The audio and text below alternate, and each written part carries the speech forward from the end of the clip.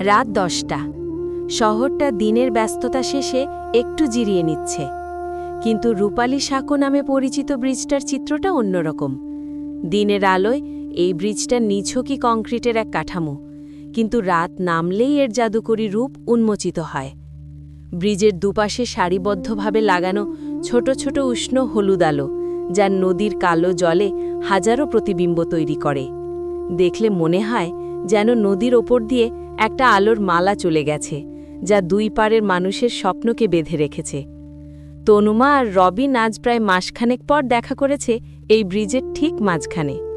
ব্রিজটা তাদের কাছে শুধু একটা পথ নয়, এটা তাদের প্রথম সাক্ষাতের সাক্ষী। তাদের সম্পর্কের ভাঙাগড়ার খেলায় এই ব্রিজটা সবসময় নীরব দর্শক ছিল। আজও আলোগুলো খুব সুন্দর লাগছে, তাই না? রবিনের প্রশ্ন। তনুমা হাসে। ব্রিজের আলোয় সবসময়ই একটা মায়া থাকে। দিনের বেলায় এই একই জিনিসটা এত আকর্ষণীয় লাগে না কেন বলো তো? রবিন রেলিংয়ে হেলান দিয়ে নদীর দিকে তাকায়। কারণ দিনের বেলা আমরা ব্যস্ত থাকি গন্তব্যে পৌঁছতে, আলোর দিকে মনোযোগ দেওয়ার সময় পাই না। কিন্তু রাতে যখন সবকিছু শান্ত, তখন এই আলোগুলো শুধু রাস্তাই দেখায় না, একটা উষ্ণতাও দেয়। এই আলো যেন বলে, চিন্তা নেই, আমি আছি, তুমি একা নও। তনুমা চুপ করে থাকে।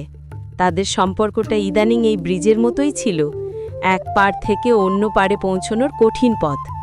কিন্তু আজকের এই